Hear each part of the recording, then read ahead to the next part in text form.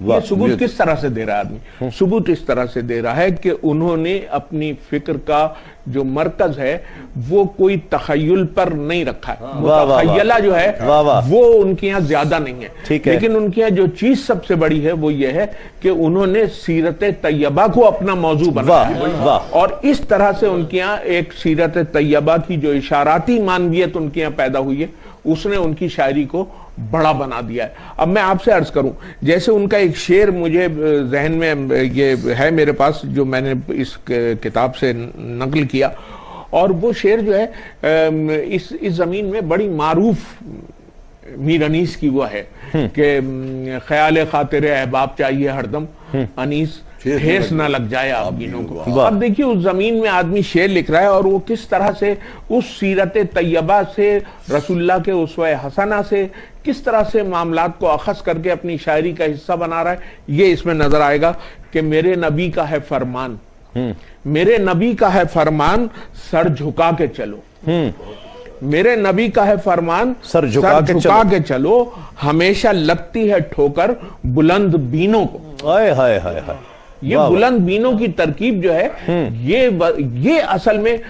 اشارہ کر رہی ہے اس تربیت کی طرف جو انہیں احسان دانش کے اتنا مشکل قافیہ وہ جس طرح نبھا رہے ہیں اور اس کے اندر حسن کے ساتھ نبھا رہے ہیں. یہ ہے ان کا بہت خوبصورت بات، بہت خوبصورت بات. آپ یہ دیکھیے نا کہ یہ وہ دور ہے کہ جب ہمارے زیادہ نعت نگاروں کی اکثریت جو ہے وہ سراپا نگاری کی طرف مائل تھی. ٹھیک ہے، یعنی اس وقت حضور کی سیرت اور ان کے کردار کے مختلف پہلوؤں پر کم روشنی ڈالی جاتی تھی اور انہیں مرکز فکر کم بنایا جاتا تھا. یہ تو اصل میں گزشتہ 20-25-30-35 منظر بھائی، لیکن اگر آپ اس زمانے کے ان شعراء کو جو خالصتاً نعت گوئی کی طرف مائل تھے، جس میں میں آپ کو محسن کاکوربی کو کہہ سکتا ہوں، اس میں آپ اعلیٰ حضرت عظیم البرکت مولانا احمد رضا خان صاحب بریلوی اس میں موجود ہیں، اسی طرح سے مولانا حسن رضا خان صاحب ان میں موجود ہیں. یہ تمام افراد وہ تھے جنہوں نے کہ رسول اللہ صلی اللہ علیہ وسلم کی سیرت طیبہ کو اپنی نعتوں میں موضوع باقاعدہ بنایا. نہیں، اس سے انکار نہیں ہے، یہ تو میں کہہ رہا ہوں، مانتا ہوں، ایسی بات نہیں ہے. لیکن میرے کہنے کا مقصد یہ ہے کہ وہ زمانہ جو تھا اس دور میں میری نظر سے جتنی بھی یعنی نعت نگاروں کے مجموعے میں اکثر جو ہے قصیدہ نگاری جہاں تک احمد رضا خان کا یا ان کی تو بڑی قصائد بہت خوبصورت قصائد ان کے سراپا نگاری کردار اور سراپا نگاری بھی بہت اچھا ہے. تو محبت کا ایک ایسا تو وہ تو ان لوگوں میں ہے کہ جو دیکھ کر لکھ رہے ہیں. نہیں بھائی، آج بھی ضروری ہے سراپا نگاری، آج بھی ہے. آنکھیں روشن ہیں جن کی اس تصور سرکار دو عالم سے، یہ وہ لوگ ہیں. تو دیکھیے یہ اس سے تو عقیدت کا اور بے انتہا محبت کا اظہار ہوتا ہے اور اس کی آج بھی ضرورت ہے. لیکن آج زیادہ ضرورت اس بات کی ہے کہ ہم حضور کی سیرت اور کردار کے پہلوؤں کو اجاگر کر کے نئی نسل کی تربیت کریں. اس پر گفتگو کریں گے. اور وہ جو ایک ملت اسلامیہ کا درد ان کے ہاں اقبال کی تقلید کرتے ہوئے، مولانا ظفر علی خان کی، ماہر القادری کی تقلید کرتے ہوئے جو ان کے ہاں نظر آ رہا ہے، اس پر بھی ناظرین اس کا بھی کریں گے کہ جس طرح ان کی شاعری میں جا بجا بلکہ ہر دوسرے تیسرے چوتھے کلام میں ان کے ہاں اس ملت اسلامی کا درد جو ہے وہ اجاگر ہوتا ہے، وہ محسوس ہوتا ہے. اس پر بھی ذکر کریں گے کہ یہ غالباً ہر دور کی ضرورت رہی ہے اور 1997 میں ان کا انتقال ہوا ہے، تو یقیناً یہ اس دور کی بھی بہت اہم ضرورت تھی اور آج بھی اس کی شدید ضرورت ہے. اس پر بھی انشاءاللہ بات کریں گے. کلام شامل کرتے ہیں. ہمارے ساتھ محمد راشد اعظم تشریف فرما ہے جو یہ شرح حاصل کر رہے ہیں. بسم اللہ. تیرے حضور پہ لوگ آؤ چلتے ہیں، تیرے حضور پہ لوگ آؤ چلتے ہیں، غم و علم کو خوشی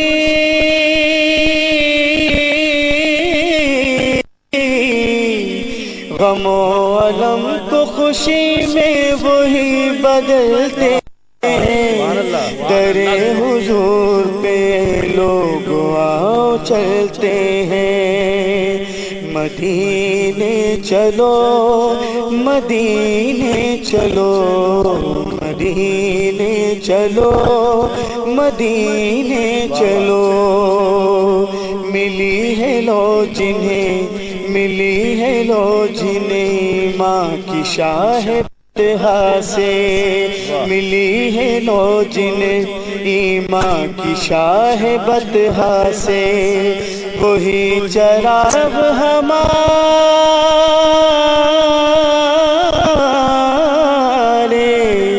وہی چراغ ہمارے دلوں میں جلتے ہیں در حضور پہ لوگ آؤ چلتے ہیں در حضور پہ لوگ آؤ چلتے ہیں مدینے چلو مدینے چلو مدینے چلو مدینے چلو انہی کا گھر ہے زمانے میں مرکز ادراک انہی کا گھر ہے زمانے میں مرکز ادراک وہی ہے علم کے چشمے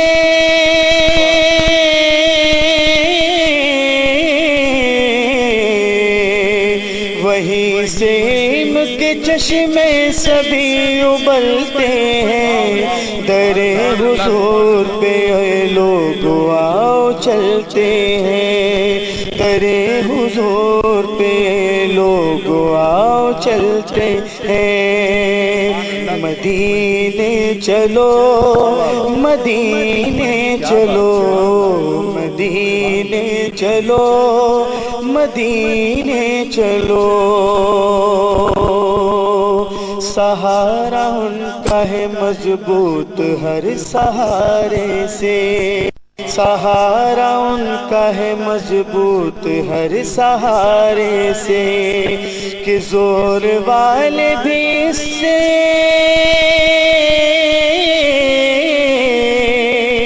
کہ زور والے بھی اس زور پر سنبھلتے ہیں در حضور پہ لوگ آؤ چلتے ہیں در حضور پہ لوگ آؤ چلتے ہیں مدینے چلو مدینے چلو مدینے چلو مدینے چلو غم و علم تو خوشی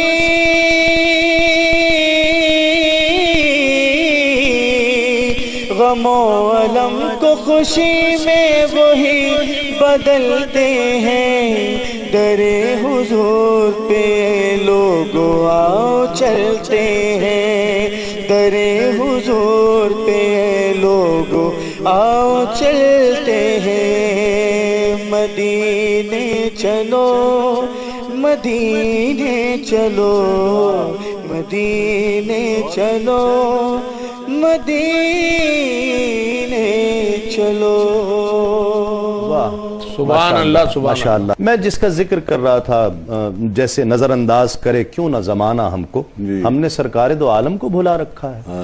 وہ لوگ کہ جنہوں نے نعت کو باقاعدہ ایک تحریک کی شکل دی ہے یہ ان لوگوں کی تقلید کر رہے ہیں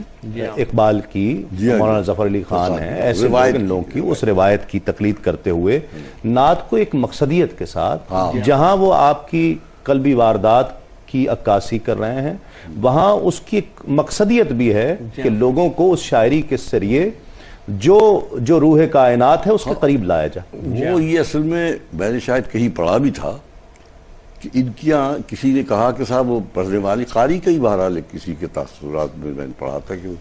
روح عصر ملتی ہے ان کی روح عصر کی کار فرمائی ملتی ہے بالکل. اور روح عصر کی کار فرمائی اس کا مطلب یہ کہ ان کے کلام میں زندگی جو ہے وہ بولتی ہوئی محسوس ہوتی ہے. واہ واہ. اچھا یہ قادر الکلام جو ہوتا ہے بالکل وہی جس کی مشق سخن جو ہے بہت ہی وہی کر سکتا ہے اسے اس لیے کہ نعت نگاری مناجات نگاری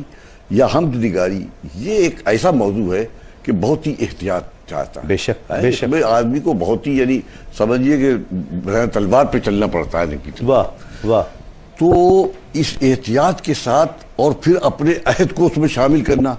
اور جو اپنے خارجی حالات ہیں ان کو اپنی زندگی کا ایک حصہ بنا کر اپنی ذات کا وہ مشاہدہ بنا کر اور پھر اپنے جذبات کو قلم اس کی لباس پہنا کر شعر کا کرتاس پہ منتقل کرنا اور نعت کی صورت میں نعت کا موضوع بنا لینا ایک اس طرح، یہ بڑی بات ہے۔ تو یہ تو ایک وصف ہے اس کی ان کے کلام کا۔ بھائی کیا خیال ہے آپ کا؟ ہاں نہیں بالکل آپ صحیح، ان لوگوں کے مقلد ہیں کہ جو نعت کو ایک تحریک کی شکل دے اور مقصدیت بھائی یہی ہے، نسلوں کو تعمیر۔ ایک بات میں عرض کروں آپ سے، وہ یہ کہ دیکھیے الفاظ جو ہیں وہ کسی بھی تحریر اور تکلم کا بنیادی ذریعہ ہوتے ہیں، بے شک ظاہر ہے، اور یہ الفاظ ہی ہوتے ہیں جو کسی موضوع کو متعین کرتے ہیں، اور یہ الفاظ ہی ہوتے ہیں جو اس موضوع کو کسی طرفوں سے ہمکنار کرتے ہیں۔ واہ واہ، یہ بڑی بہت اچھا، اچھی۔ یہ صورتحال آپ کو حسرت حسین حسرت کے یہاں بہت زیادہ نظر آئے گی۔ وہ جس طرح سے تخصیصی طور پر الفاظ پر توجہ دیتے ہیں، وہ کیوں دیتے ہیں توجہ؟ وہ پھر وہی بات میں عرض کروں گا کہ وہ احسان دانی کی تربیت، ٹھیک، جب کیونکہ وہ تربیت جو ہے وہی ان کو یہ باور کراتی ہے کہ یہ اس طرح کے اچھا یہ الفاظ ہی ان کے جو لفظیات اس کی ہے مجموعے کی، وہ لفظیات عام نعت گو شعراء والی نہیں ہے، ان سے بہت مختلف ہے۔ اچھا پھر یہ لفظیاتی ہوتی ہے جو آدمی کے لہجے کو مزکی اور مطہر بناتی ہے۔ واہ واہ واہ، یہ ان کا لہجہ جو ہے بہت ہی مزکی ہے، بڑا مطہر ہے، اور یقینی طور پر نعت پاک لکھنے کے لیے اسی طرح کے لہجے کی ضرورت ہے۔ بالکل، اور بہرے بھی اس میں بہت مترنم ہے، نغمگی ہے، بہت روانی ہے، بہت روانی ہے۔ اور خیال کیا ہے کہ صاحب میں اپنے فن کا مظاہرہ کروں، مشکل پسندی کا، اور جہاں بڑا آنگ ہے اور مترنم بہرے، وہاں ایک بات اور آپ دیکھیں گے اس میں کہ ان کے یہاں ایک اظہار میں ایک رقت قلب بھی نظر آتا ہے، جو جیسے آدمی کا دل رو رہا ہے، رو بھی رہا ہے۔ میں یہی چاہ رہا تھا کہ اس پر گفتگو کی جائے کہ وہ جو محبت رسول کا جو عنصر ہے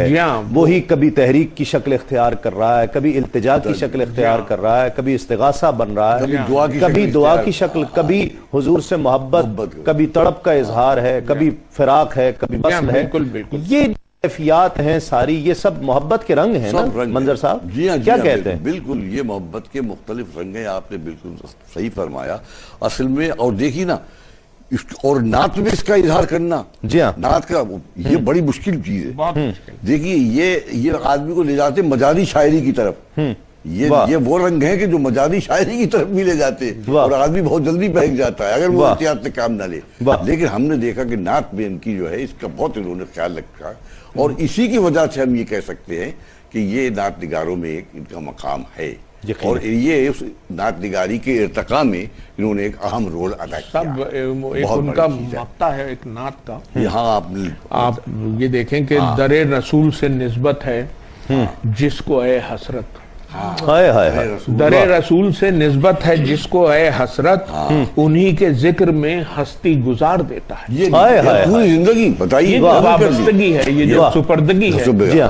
یہ تمام کی تمام جو یہ ظاہر کرتی ہے کہ اس آدمی کے یہاں ایک عشق رسول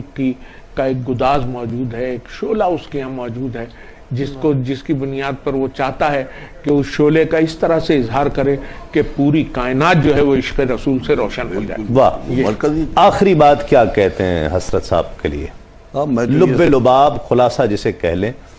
بھئی میں یہ سمجھتا ہوں کہ بہرحال ان کا جب تاریخ مرتب ہوگی ہمارے عہد کے نعت نگاروں کی، تو بہرحال کوئی بھی مورخ اس حیثیت سے کہ ان کی تھوڑی بہت انفرادیت پائی جاتی ہے، کوئی نظر انداز نہیں کر سکے گا، اور یہ بہت بڑی بات ہے صاحب، بہت کارواں ہے، بہت بڑی بات۔ آپ کیا کہتے ہیں بھائی صاحب؟ میں تو بنیادی طور پر ان کی جو شعر گوئی ہے اور جو ان کے یہاں سلیقہ اور قرینہ ہے نعت لکھنے کا، اس سے میں خاصا متاثر ہوا، اور مجھے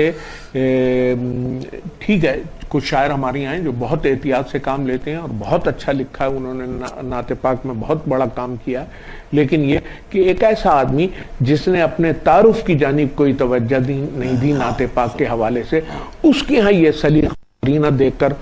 یہ یقین ہو جاتا ہے کہ اس کے ہاں इखलास मौजूद था और उस इखलास की बुनियाद पर इसने ये तमाम काम शायद वो एक खलवत पसंद थे, इस ये भी एक वजह हो सकती है कि वो गुमनामी की जिंदगी उन्होंने उस इज्जो इनकिसारी के साथ, कभी वो मुशायरों में शरीक उस तरह से नहीं हुए, शायद इस वजह से गुमनामी हो। लेकिन उनका जो नहीं थी उसे हम लोग समझते हैं, लेकिन उनके अंदर जो मोहब्बत का शोला रोशन वो अपने अंदर गुम थे, वो रोशनी फैलाता था, उससे वो मुतमईन थे। आदमी का खुद मुतमईन होना ये वो तो ऐसा आदमी तो अपनी जात में खुद एक अंजुमन बन जाता है।